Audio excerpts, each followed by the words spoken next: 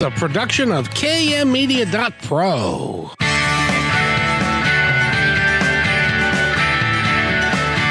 Welcome back to Positive Talk Radio. Our goal is simple: to explore evolving ideas one conversation at a time. So come on over into our world. I know you'll like it, because on today's show... Welcome to Positive Talk, everybody. My name is Kevin McDonald, and if you're a woman or you love a woman, they need to be part of this show, because we've got an outstanding guest that's going to talk about women and their issues and how they can live the best life that they can possibly lead. And she's going to help you with that. And her name is Paula, but we're going to get to her in just a moment. There's some really interesting news that I have to share with Eric. Eric, how are you? Hey, happy Friday, Kevin. How are you, sir? I'm really good, and thank you so much for turning the heat down a little bit. I really appreciate it. Again, not responsible for the weather, just occasionally do the weather report on the radio. I know, but I like to think that you, being so powerful a man that you are, that you have a hand in it all. Sure, let's go with that. We'll go with that. By the way, did you know that there are some people on this planet who live in the future? I didn't know that. That sounds like some sci-fi stuff. Well, you'd think it would be, but the guest that we have on today, it is tomorrow morning for her at 8 o'clock in the morning. Which means that it's in her world, it's the 19th of August, and we're still here sitting here on the 18th.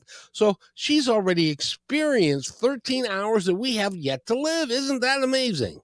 That is amazing. We'll have to get some predictions for what's going to happen tomorrow then.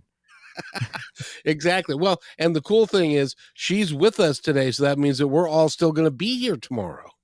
You're blowing my mind, sir. I know. I'm just kidding you. Paula Conroy is our guest. She is, we're talking to her, and this is, by the way, a worldwide show. So it is it's Saturday morning, and thank you for getting out of bed early at 8 o'clock in the morning on Saturday, Paula, because it's Saturday morning in Australia, where you are. Welcome to the show. How are you? I'll say good morning from my side, Kevin, but I know it's a good afternoon to you and many of your listeners. And yes, I have to just say that the future does look pretty bright. So you'll all be very happy to know that the sun is going to rise tomorrow morning for you. I'm so excited. Although, you obviously haven't listened to the news around here lately. No, I'm kidding. But Paula, it's great to have you. I've talked to you before. You are a wonderfully gifted person. You work with women. You've got a background in corporate banking, and you've worked your entire life to work with. And you actually, for the first time in that bank, you helped them learn something about mindful living. And you have a website, which I'm going to put out now so that people can go to it and follow right along.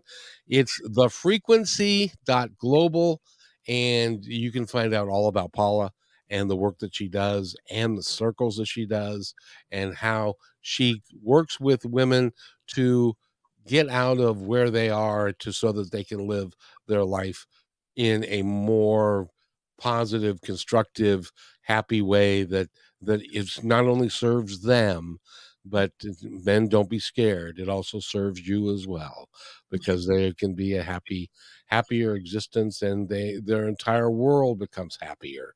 Is it? Have I overstated that in any way? No, Kevin, you've said it beautifully. Thank you. There is very much this passion in me around working with women, and it's actually extending out into men now, which is great. So in especially what I would call this midlife stage of our journeys, there has been, unfortunately, as a result of our culture and our conditioning, the sort of youth worshipping culture that we live in. Everyone wants to be younger all the time. Everybody praises the youth. There's almost an invisibility of the elders in our current culture. And yet there is such an important role that maturity needs to play in our current day lives. And that only comes with breadth of experience and time. Excuse me. And so, for me as a woman growing through the 30s, I came across, quite a few parts of myself that felt pretty stuck. There was experiences of feeling, doubtful, uncertain, not sure of myself, not sure what I was meant to do here on earth, unclear about my place in community, unclear about my role as a mother. There was all these sort of voices in my head that were keeping me back from really experiencing this present moment to its fullness and being able to meet it in the fullness of the mature adult that I really am. And so for me, it was really an exploration, a journey. And I'd go on to say it was a rite of passage to be able to transition from that state of being in my 30s that was very much fragmented and stuck and contracted around these feelings of fear, uncertainty, doubt, self-worth issues, lack of understanding of self, into what now I feel is this mid-time stage of my life, that I've been able to go through that transition to arrive in a place that I feel aligned to who I'm meant to be at this extraordinarily potent stage of a human's life that culture has not necessarily revered. We've got it a little bit backwards these days. And so the work that I do with men and women, but mostly at the moment women, is supporting them through that rite of passage from these younger years where we're stuck in all of those ideas and that old way of conditioning, to really drop off that cloak that's holding us back from showing up as the deeply mature adults that we are and that the world so desperately needs at this time. Isn't it amazing if you look at the statistics, at the amount of money that we spend to not look our age, that we spend to try and look younger or to be younger or to have that surgery and that nip and tuck and stuff, because we don't want to be the mature individual that we are. It's amazing to me that, and so our culture and we are bred into the fact that at a certain point our value becomes less because we've been longer on the planet and we don't look as, we might have a little paunch here or a little thing there, but we look at it from the standpoint of if we could be 25 again. But I can tell you this, I was so stupid when I was 25. I had no idea what life was about. And it takes a little seasoning in order for you to start to get a clue of what this existence is all about. Do you think that's true? Oh, I'm 100% on board with that. There is this, beautiful creatrix energy with youth, that there's that dynamic, interested, exciting creator energy with the youth. And yet at the same time, it doesn't necessarily come with the depth of maturity and the level of being that only time can give. Only through the passage of experience can we really cultivate our ability to articulate things that need to be shared from a place of maturity. It's only from an embodied place that we can speak. And when we're 25, bless our creatrix energy and all of that enthusiasm and all of that excitement and all of that curiosity. It's wonderful. Those are all the healthy attributes we really want to carry through with us throughout our lives. But what we also want to be able to do is transmute that sense of, I know it all. I've got all the answers. Like, yes, we do, but there's an experiential process and initiation into our maturity that needs to happen for all of us human beings on planet if we wish to arrive at this mid-stage of our lives with a clear understanding of who we are and what we came here to do. And that rite of passage, that initiation process, is something that we don't necessarily have in our culture, and not for our youth transitioning into young adulthood. And what we see as a result of the lack of those rites of passage, those initiations in that age group, is that the youth actually go out and create it for themselves. They surf on top of cars, or they take too many drugs, or, they do something to find something that they can push against in order to understand themselves in space, understand themselves in relation to their environment. And without creating that healthy compression that a healthy rite of passage is intended for, the youth don't necessarily have the birth canal within which they can transition from being a child into a young adult in a really healthy way. And, we've all seen the disastrous effects of, youth created rites of passage and the implications that can potentially have for them for years to come. And, the same thing applies for us as we're transitioning into our mature adulthood. We become young adults, but then we need to transition into becoming mature adults. And then from adulthood, we need to transition into healthy elderhood. And each of those transitions requires some kind of initiation process, some kind of rite of passage that is obviously going to be culturally appropriate and applicable to the place in which the person is from a community perspective. But to really bring that awareness into this necessity for us to be able to create birth canals within which we can continuously transition from one stage of life to the next, drop off the things that are no longer serving us, drop off the unhealthy thought processes, drop off the cultural conditioning that doesn't actually serve us in this next phase, and emerge with that connection to who we're meant to be in this next part of our life. To be able to emerge with the clarity that the mature adult holds, that so many of us are so sadly disconnected from at this point in time. I got a question for you because, and I can't speak to anybody else because I'm not anybody else. I'm me, and so, but I can say that when I was growing up, I was given a set of rules that I was supposed to follow. And so consequently, when I was in my early 20s and was acting and was having some success, and it was my passion, I dropped it because that wasn't the rule. The rule was you go and you get married, and you go and you get your career, and then you have a couple of kids, and then you get a house, and then you set it all up, and then that's the way that will make you happy. And because that was what the rules were. But then somewhere's around 42, 43 for me, those rules began to not work anymore because it was like, okay, I got the house, I got the career, I got the kids, I got the wife, I got the dog, got the cat, and all of that. But I wasn't happy because it wasn't my life's purpose. And so I actively began to think about, why am I really here? And what am I really here to do? And that process was a process and took a while for me to work through. Are there more people like me out there? Yeah, Kevin, thank you for sharing your story, because you are one of probably majority of the human beings living here on planet Earth. We have not necessarily had our culture support us to be able to arrive at that place of midlife, really fully attuned to the potency of what that summertime period of life is all about.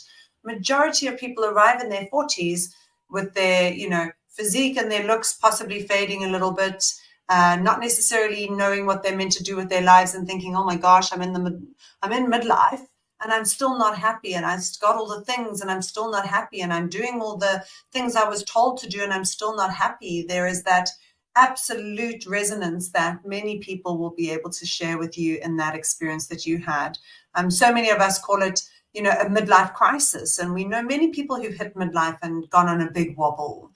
I like to think of it as a midlife awakening as opposed to a midlife crisis, that, that wobble is in fact shaking up the conditions within one's life, or shaking up the conditions within oneself, to really start creating the opportunity to catalyze a change, to become more aligned to who we were meant to be before culture conditioned us into another way of being.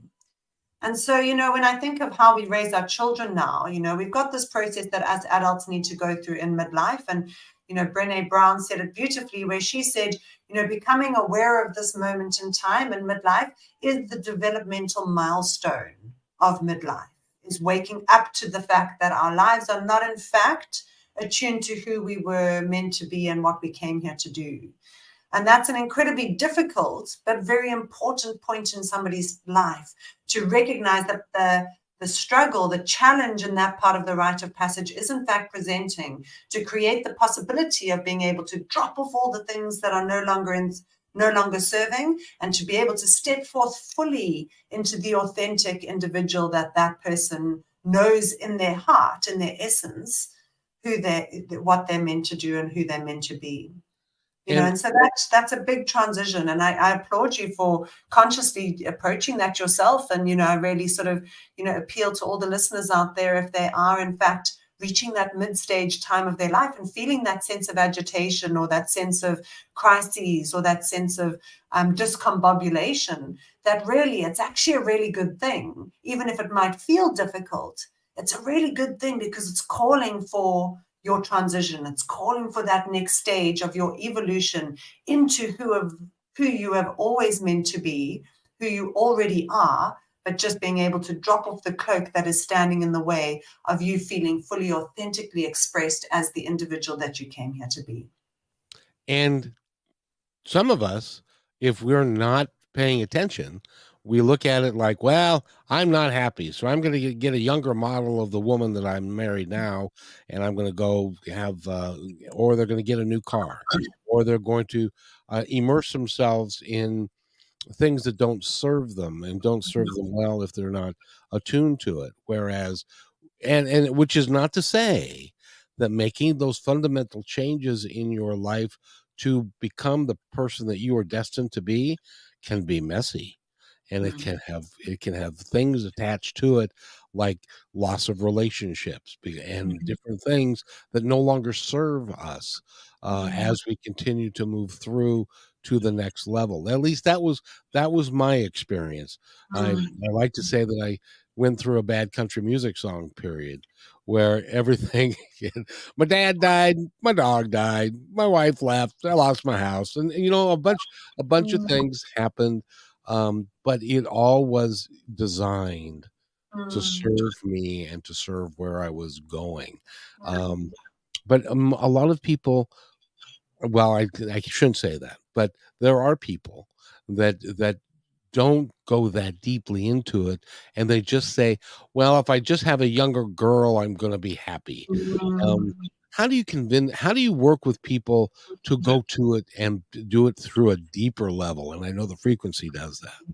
Yeah, no, thanks, Kevin. The examples you've given are in fact so apt, that when we start becoming aware of the fact that something needs to change, we immediately take action on something that we can change. So we might get the younger version of the partner or the new car, or in more cases than not, people will turn to drinking it away or pilling it away, or, I'm not feeling good, let me just take this small little white capsule that the doctor said will make me feel better. And, really numbing out that feeling spectrum, because really what's happened for us in our culture, especially as children, if you think about witnessing a child, there's this full spectrum of emotions that the child feels. When they are excited, they are absolutely viscerally exuberant and overflowing with joy. And when they are sad, it is devastation. They are kicking, screaming, crying, they are fully in their emotional feeling body, and they are expressing it fully until culture starts to create the sort of boundaries around what's acceptable. So, it's no longer acceptable to be crying in that way. Go and cry on your own in the bedroom. You can't bring that sort of level of hysteria into the space. And so what happens for us as children is bit by bit, we get kind of thwarted and told not to feel our feelings to the full extent that we need to feel them. So our capacity to be with the big emotion, the big energy and motion that's moving through us, starts to become thwarted over time. And then what happens, we land up in our midlife and we start feeling these difficult feelings coming up, and we've lost our capacity to be in that full spectrum of feeling, of the feeling state of being human. We've been conditioned not to go there, and we haven't been taught how to be with these difficult feelings in a healthy way. So instead of feeling them, we numb them out with whatever it is, the younger partner, the car, the pills, the booze, whatever it might be. And then we just carry on. We just carry on going. And so what a lot of the work that we need to do as adults, and together with one another in community and with various businesses such as I run with the frequency, is actually a lot of it is learning how to build our capacity again to be with difficult feelings.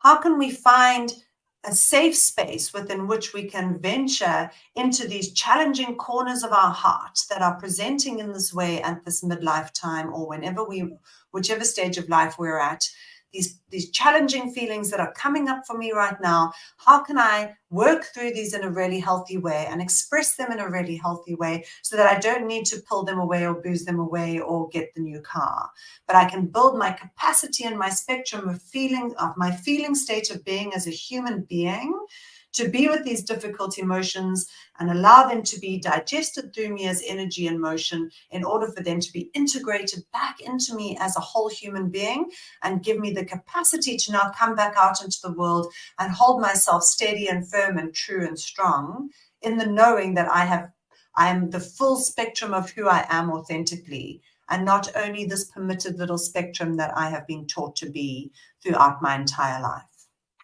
I agree with you, especially when you're kids.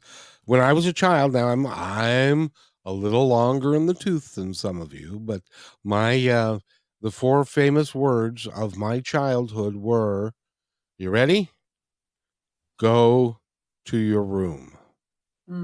So if I was out of line, if I was crying, if I was unhappy, if it was, go to your room, and when you think that you can be a human being, then you can come out again, because so all of those emotions, all of that stuff was stuffed down for, because it was not, it was inappropriate. Children should be seen and not heard. That you should not talk back. You should not do any of these things. So in my case, and I think a lot of people my age's case was like we ended up stuffing down stuff that we should have expressed and have been allowed to express. And that's not to say anything bad about my mom and dad. They were fine people. They were in their 20s and 30s, and they didn't know anything either. And so, but that's what you do, is try to help people unpack some of that stuff that came before that they might not even remember. I hadn't thought about that. That's the first time I've ever said those 4 magic words, go to your room, and in this context, because you brought up something in me that I hadn't really recognized that was buried for a long time. Yeah, So thank you. Kevin, and right now I just feel my heart stretching out to that little boy who was in need in that moment of something else. He was in need of some kind of sensitivity or care or degree of compassion or connection from an adult in that moment, that he was acting out or doing something that perhaps was not conducive to the environment, that was resulting in the adults trying to close down that behavior without having the toolkit in the adults to be able to recognize that actually here's this boy who's got something going on, which is resulting in him acting out. And instead of connecting to him in this moment, which is really what he needs, and helping him feel so that he can understand what's happening inside of this extraordinary experience of being a human being. And he's only a little boy, like this little guy's trying to find his way through an extraordinarily new and difficult experience of being in this human form. And he doesn't yet have the maturity or the know-how or the ability to be able to digest everything as a healthy adult. He's a boy, this dear little boy needs connection first and needs softness and compassion before he gets the harsh, command to be sent to his room to digest it on his own, where there's nobody there giving him a hug and caring for him. And so while that little boy's sitting in the bedroom, he's teaching himself that nobody's there and that he needs to sit on his own, and that actually what he's feeling is not okay, because he gets isolated when he feels big feelings that he doesn't know how to be with. And this might not be happening literally in his brain. This might be happening on many subconscious layers, that whatever he was feeling in that moment is not okay. He better stop it. So that needs to be pushed down, as you've said, suppressed into that part of him, and not opened up again, because it's dangerous to feel those things. And then you see what happens for all of us, because this is, beautiful for you sharing that, Kevin, but this has happened to all of us. There's so much of what you shared. I resonate in the experiences I had of being sent to my room, instead of in that moment of emotional overwhelm, my mom reaching out to me and saying, hey, honey, I can see you're having a really hard time. Even if my behavior wasn't what she wanted and my behavior wasn't good, that's not me. My behavior is not me. It's just the way in which I'm behaving in the moment.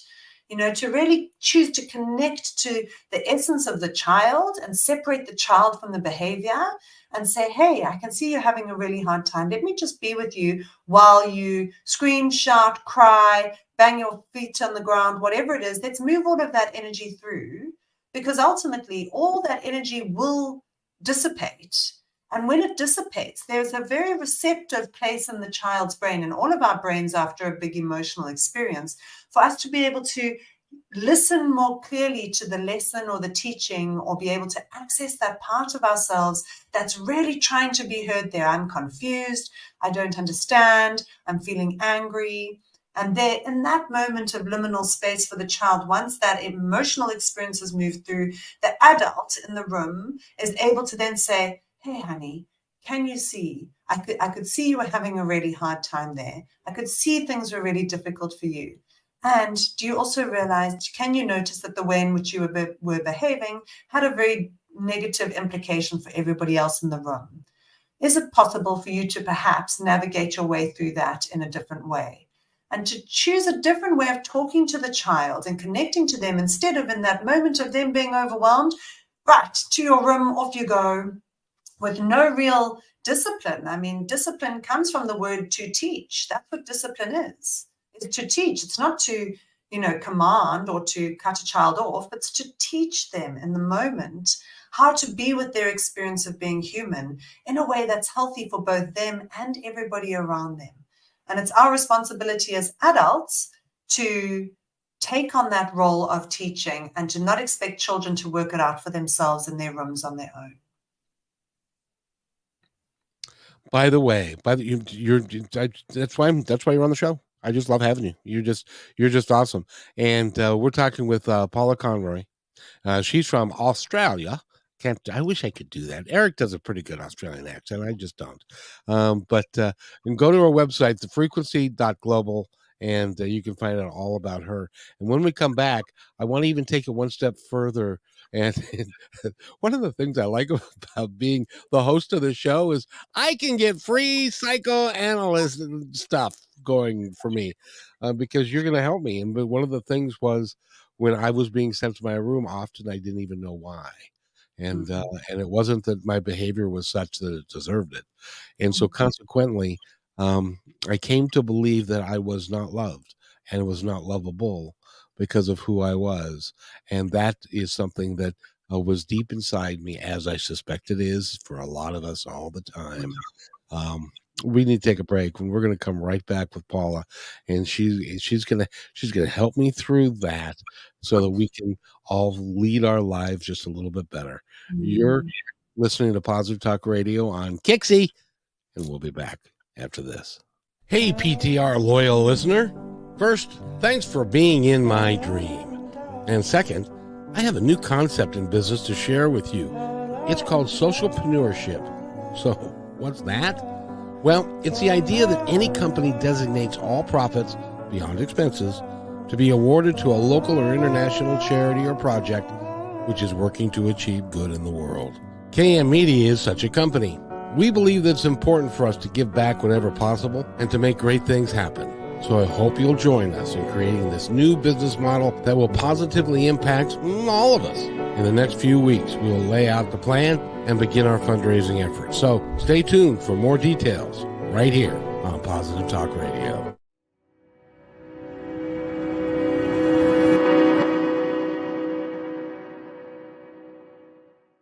When you want to say more than words communicate, you can with flowers. Your custom boutique floral studio in Bothell, Washington is anaturaldesign.com, connecting you to nature through the language of flowers. Where your people are is where our flowers are beautiful.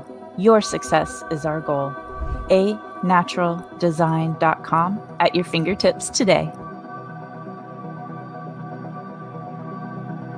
Hey, thanks for listening to Positive Talk Radio. Did you know that we're also a media production company? Well, surprise, we are. We can create all kinds of audio, video products to fill any need. Please visit kmmedia.pro/our-store for a complete list of products and services. In addition, do you need a great voice to add to your own website or any other project? I know that we can add depth and quality to your work. I've been told more times than I can count by many professionals in the business that my voice adds to the quality of the presentation. So let me create something for you. Please contact me at kevin@kmmedia.pro and let's create something great.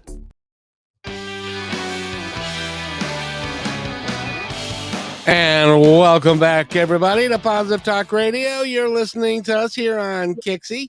It is Friday afternoon. I hope everybody is well. And I wanted to mention one thing to you all that I don't think I've ever mentioned much on the show, but I also have a Patreon page, which if you go to patreon.com/Positive Talk Radio, I've got the things that there's a membership there. It's $10 a month. You will be supporting the show. You'll be supporting what we are doing because there are so few shows like this out there. Everybody else is working off the premise of hate, division, and fear sells soap, and we don't subscribe to that. We believe in positivity, and that's why I have people like Paula Conroy on the show, because she is one of the most positive people I know and really works with people so that they can become the best selves that they choose to be, and at whatever level that is. And Paula, I want to thank you again for being here. You're extraordinary, and you're a lot of fun.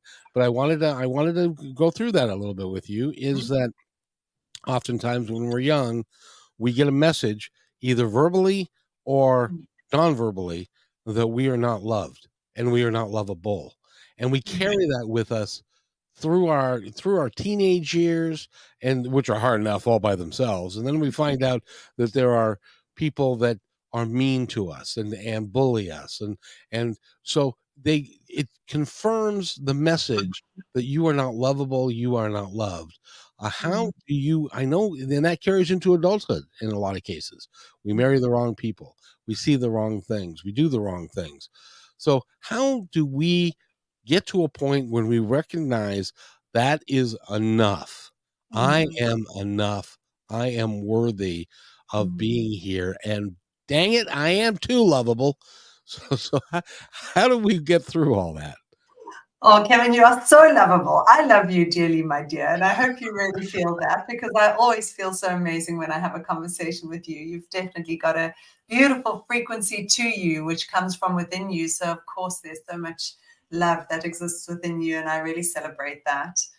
Thank you. Yeah, and I love your inquiry. I love your questions very much so, and this is really where it comes back to me for around this transition, this initiation into midlife maturity. And of course, this can happen at different stages of our lives, but there is a necessary process that we need to go through, especially for where we are at right now, with the conditions in the world as they are, and with the emergent level of consciousness that's coming through. So, we've collectively touched on during the course of this call that, our parents did the best they could at the time that they were raising us, with the level of consciousness that was available to them and the level of awareness.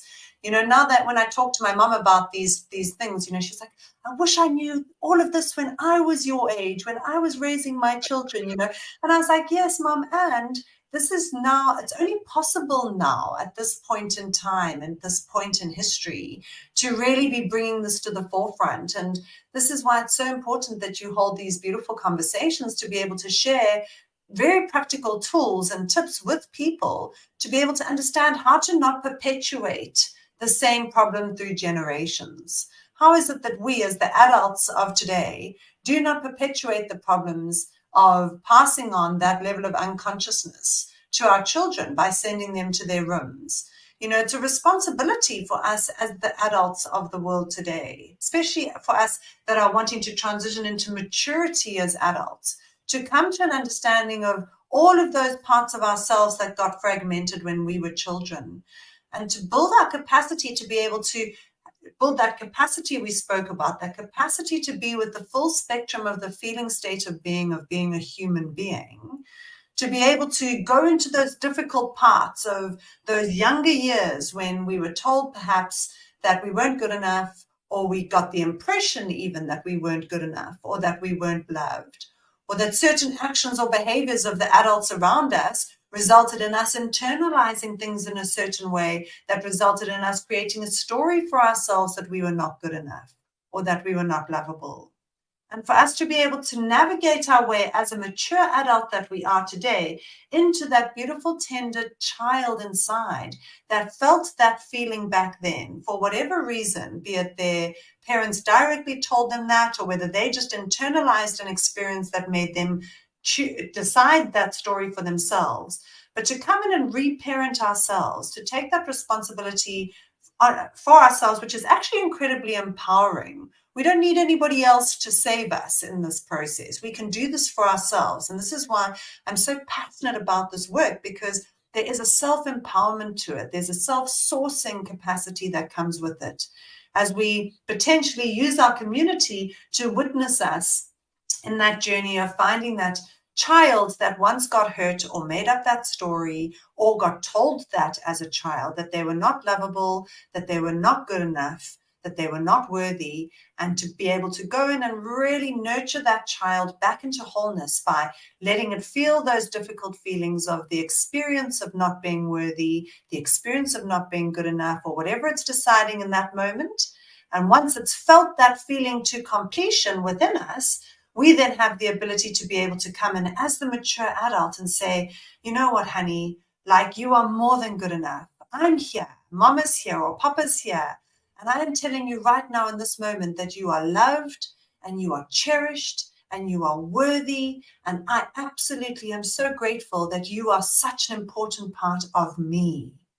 And in that process, that little contracted self within us that has that emotional part that has got completely stuck and crystallized starts to have the opportunity to trust that it's in safe hands now, because you we as the mature adults are there letting it know with our thoughts, with our heart, with our frequency, with our emotions, with our words. It's okay. I've got you. You are safe. You are loved. I've got you now.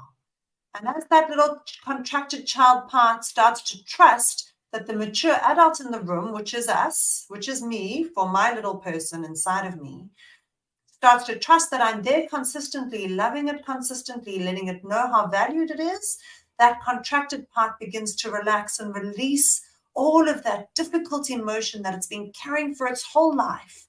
And it starts to be able to breathe more deeply into the present moment and integrate into this mature adult that I am. And even while I'm saying that, I can feel a relaxation in my system as I continue to signal to these younger parts of myself that got stuck somewhere along the line that the mature mama, Paula, is here. And I've got you guys. I've got you girls. It's all good. And they build that trust with me. They can relax more deeply and integrate into the mature adult that I am. And I have then the capacity to know myself in this moment as somebody who is deeply lovable, as somebody who is deeply worthy. I no longer carry those stories any longer, or those contracted emotions of not being worthy, not being good enough, and not being lovable, because I have given myself what I so dearly needed when I was a child. And I've given that to those inner beautiful child parts of myself that just desperately need to be seen, heard, and felt. That's awesome. And I want to talk about the circle coming up next and what you're doing with that, and how vibrant and how important a like-minded community is to be around. But before I go there, I just have to say this. If you're a parent of a child and is an athletic event, and the child is in school, or the child is in choir, and you are attempting to give them a compliment, because when I was a kid, I was a pretty good athlete and was in all-star teams and all that kind of stuff, and they still had the tendency to say, well, you did a really nice job and that was a really good play.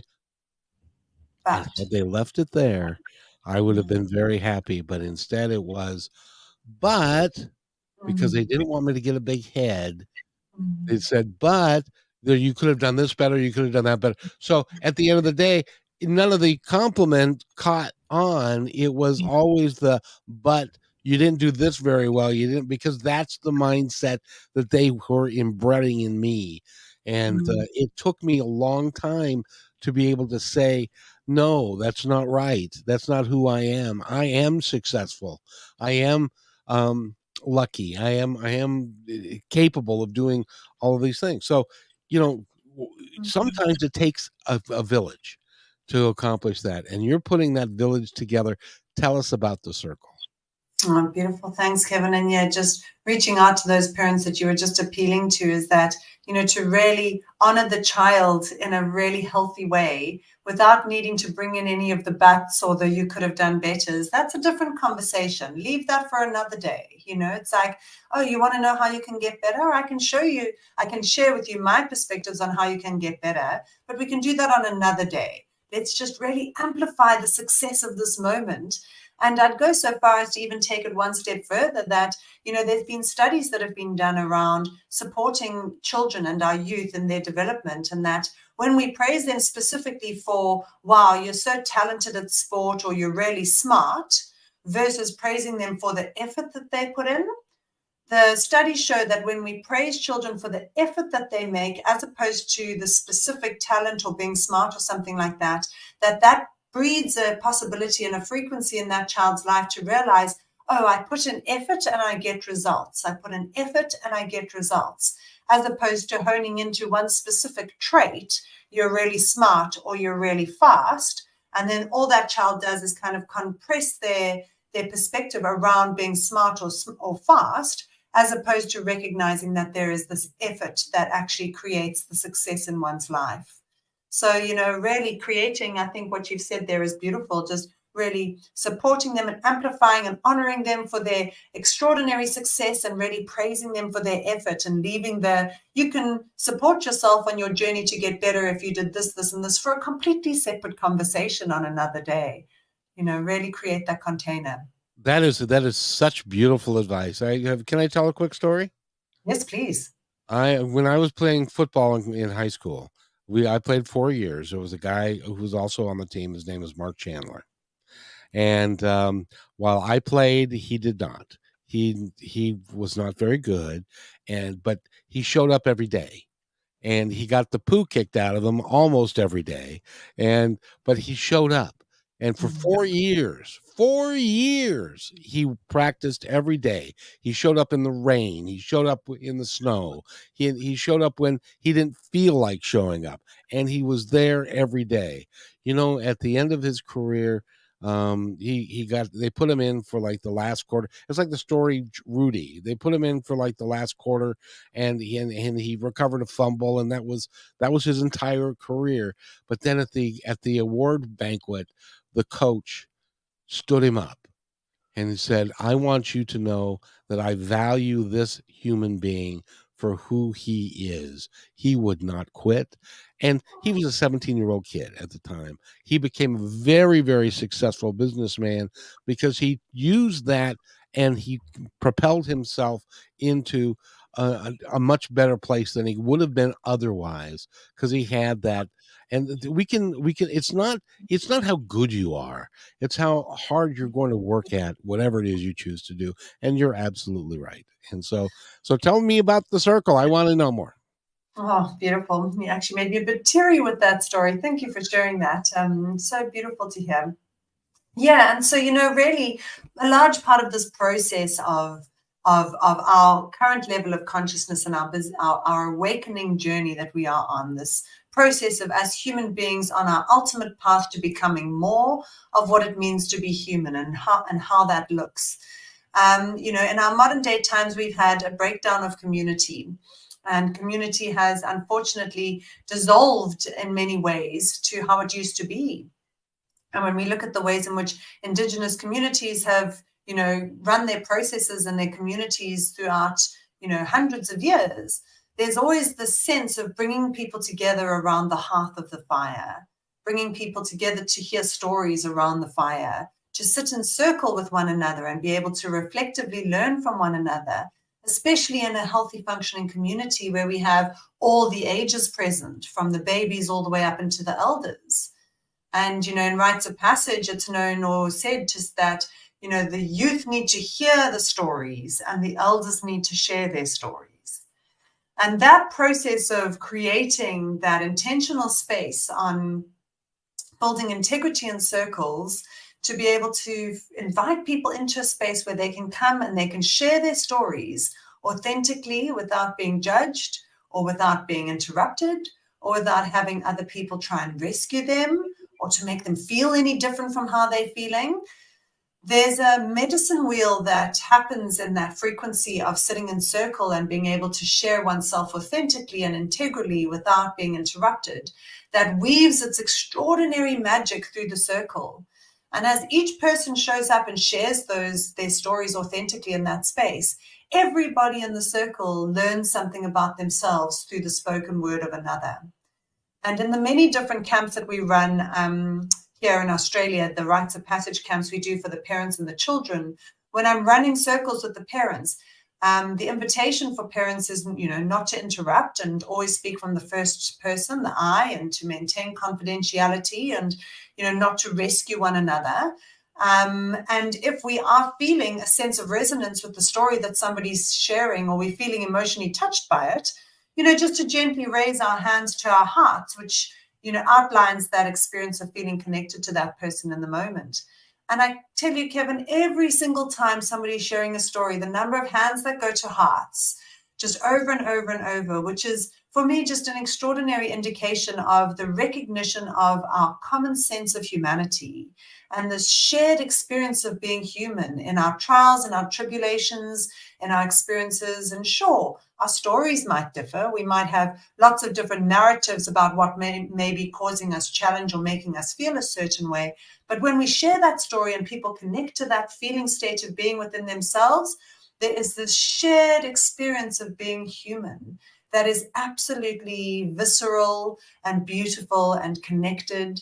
And it brings us back into that recognition and realization of our interconnectivity and creates that possibility of us being able to dissolve that sense of isolation or separateness that many people today are feeling, that sense of aloneness, that they are alone in the world.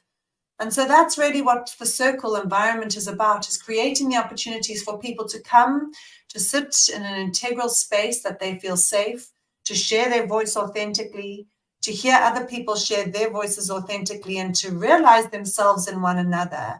And in so doing, have that possibility of connecting to a community from the heart in that shared common sense of humanity, that we are all in this together. That is, I have to tell you, especially with the post-COVID, there are a lot of us that are very lonely. With all the electronic devices and all the things, we don't communicate the way we once did and can work together. And I've been in a circle like you're describing, and it is the most uplifting experience because there is no judgment.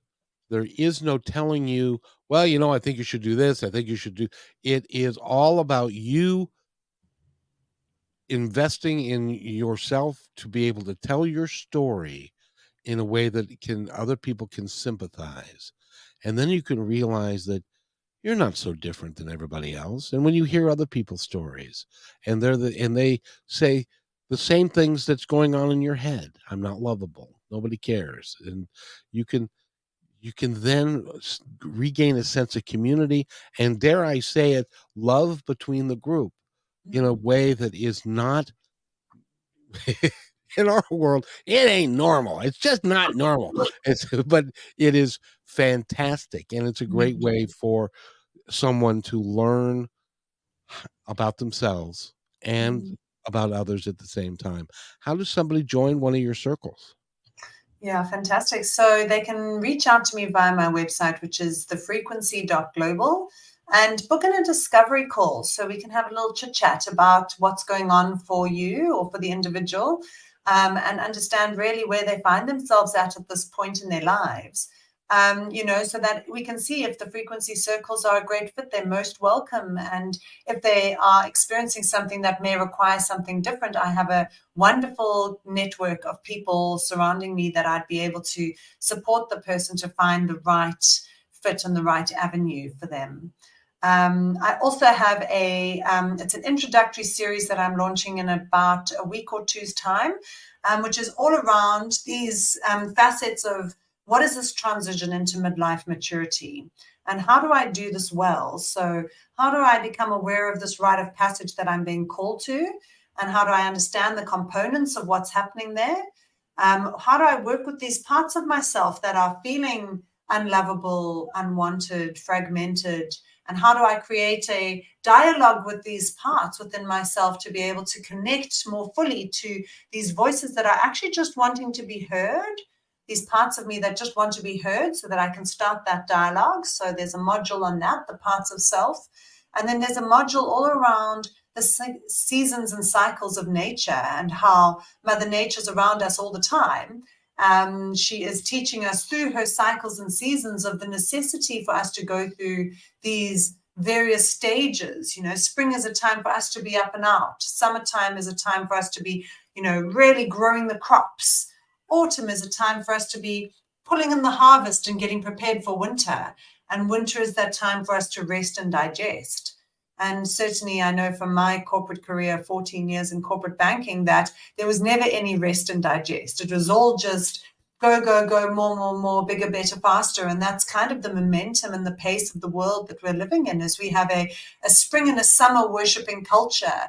We don't like so much when the leaves start falling from the trees and, we need a change. We just suddenly start something new instead of really relying on the wisdom of nature to teach us that, in order to really allow the soil to rest, for the crops to be healthy for the next cycle, we need to go through winter. We have to have that rest and digest phase and let everything within our systems as a part of nature settle down and relax and really give ourselves that internal quiet time of digestion in order for us to be able to really listen to the mentor and the teacher that lives within us, to give us guidance on what needs to happen into that next stage of our spring and what we need to plant for that next cycle that's calling to be emerged. So this series will be available. It's got journal prompts and some meditation practices, as well as some learning videos, and that will be available via my website as well. So you can connect to me in any of those ways. I highly recommend that you call if you feel like you're, first of all, going through a midlife crisis or a change in midlife. You're just growing up, and it's a normal, natural thing, because you want, one of the thoughts I had when I was 42, it's like, geez, my life's half over, and I haven't accomplished the things. Quite frankly, I don't even know what the things I want to accomplish are. I just know that I haven't done them. And so it took me a while to figure out what the process was. This radio show was part of it. Changing my viewpoint on a lot of things was another part of it. But and it takes time. It would be really nice to have somebody out there that, in those days, this is 2000. In those days, there was nobody out there that could help you navigate the stuff that they've already been through, that you are going through, and can help you through it. And so consequently, it can become really messy and while you're trying to figure yourself out. And it would be nice to have a mentor or somebody who could take care of that. And Paula, I think that you fit the bill right there. Oh, thank you, Kevin. Yeah, there's so much value in us remembering these old ways of supporting each other and knowing how to show up for one another in these circle settings, in these authentic ways, to really meet people where they are and then support them on their journey towards wholeness, which is ultimately, I think it was Ram Dass who said, really, we're all just walking one another home. And to remember how to do that. How do we walk one another home to a place of peacefulness and love and connection and, a sense of belonging? That's really where I center my work. My title is The Heart of the Frequency, because it's all around the heart. How do we wish to feel together in this lifetime? And I can pretty much guarantee you're the heart of your group, and you are what keeps it going and keeps it moving. Paula, I've got like about 40 seconds. I'm going to step aside. I would love to tell our audience anything that you think they should know. Oh, thank you so much, Kevin. I would say the thing I'd leave everybody with is really actually reframe any agitation or challenging feelings you might have if you're entering into that mid stage of your life, and see it as an opportunity. You're actually being called to this next stage of your evolution, and it's a beautiful experience to transition into the full maturity of your adulthood. So I'd invite an invitation to reframe and to embrace the experience of transition. Well said, and you beat the timeline. You did awesomely. Paula Conroy has been our guest, and go to thefrequency.global. Find out all about her. I highly recommend the circle. Please get in contact with her. Find one. Utilize it.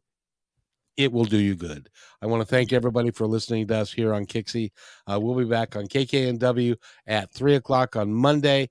And by the way, be kind to everybody, because each other's all we've got.